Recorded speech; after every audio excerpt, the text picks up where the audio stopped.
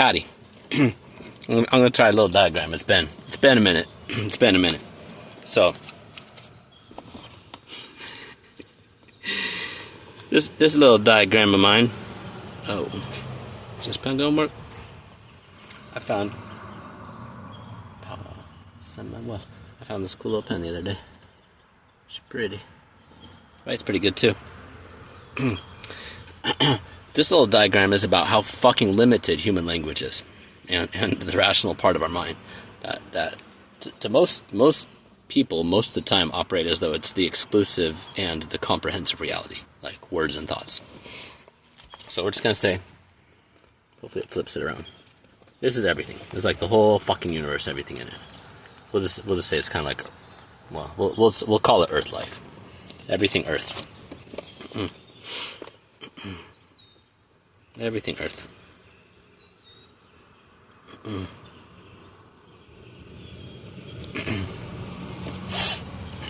Everything Earth.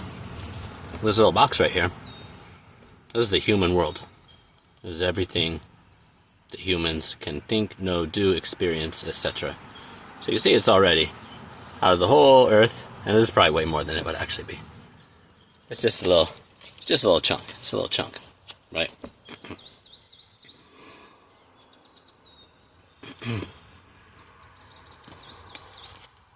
I'm gonna zoom in again. That little dot inside of human life, inside of all the fucking Earth life, and forget about the rest of the universe for right now. This is gonna be Earth life, okay?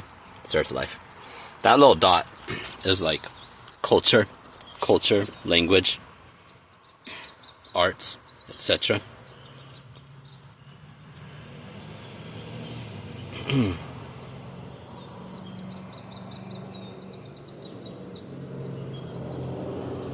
Hopefully this isn't too confusing.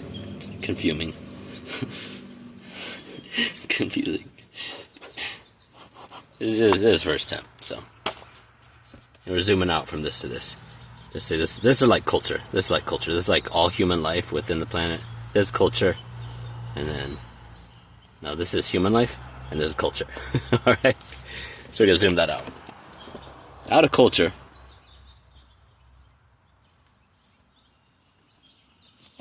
Out of culture. This tiny little box right here. That's like language. That's language. That's like words and such. Words and such.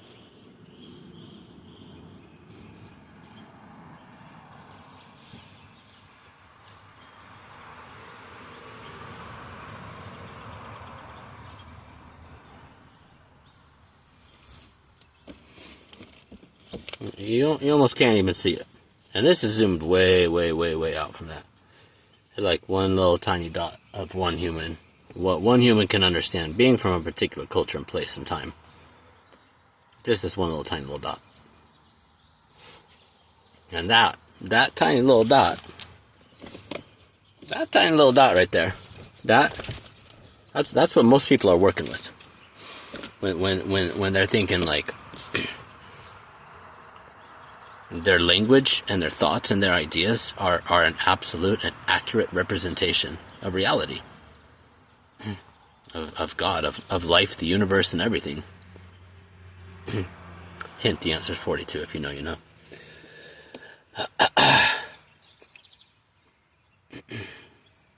So this is why it's so hard trying to have like rational dialogue with people, because we're aware of just so little. We're aware of so little of the picture in the first place. What's this girl doing? Pretty girl, fucking pretty girl. We're aware of so little in the first place, but worse than that, or more, in a more, not worse, but like more. The bigger problem is that we're not aware of what we're not aware of. We think that our perceptions and observations and the thoughts we have about that and the beliefs that we have, most of which the beliefs we don't even know that we have those either. We think that shit is accurate and whole. It's just not. It's just not the case. Anyhow,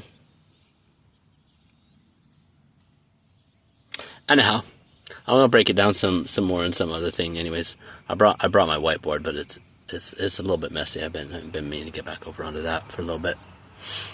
I gotta go clean this phone off, man. I've packed it full in 5 or 6 weeks this time. I have a little bit on my SD card, but I have so much. I have so much video to go through from the last 6-8 months. None of which you guys probably don't care about that, do you? Put myself in check too. Anyways, dude, that's the diagram. Okay. This is zoomed way out from that, and the whole fucking Earth life and everything in the Earth life is not even a speck in the whole fucking universe. Imagine this paper stretches out into infinity, because it'd be like that. It would be like that. This is what we know. Nothing out of nothing out of nothing. 0% of anything. And yet we think we have comprehensive knowledge, which is why it's important to trust our intuition, trust God and get messages from God and all that stuff. But still, if we're relying on language, if we're relying on ideas, reason, rationality, other people's opinions of things, we have a very high probability of coming to incorrect conclusions. That's our lesson for today. Happy Mother's Day for all of you that aren't celebrating mothers who...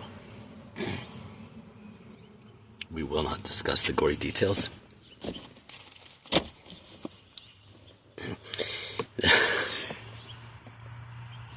There's a saying back in the day.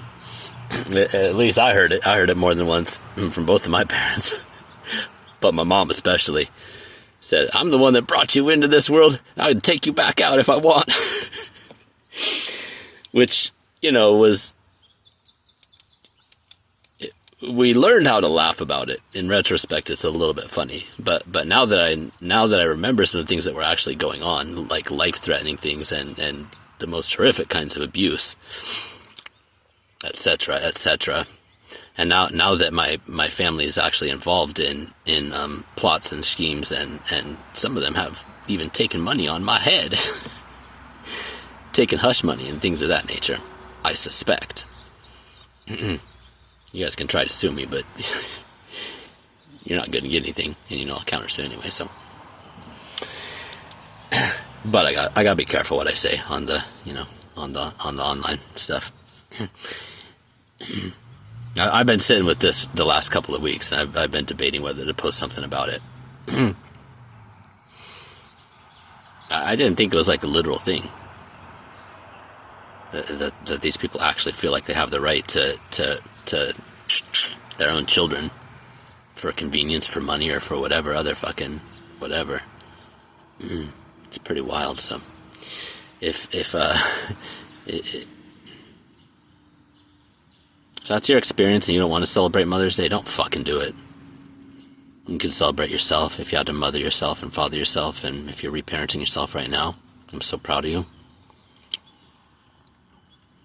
That shit should never fucking happen. That shit should never happen in this world. It's an aberration. You didn't deserve it. You didn't deserve it then. You don't deserve it now. You deserve love and safety and protection and reflection and love and love and love and love and more love. See you guys.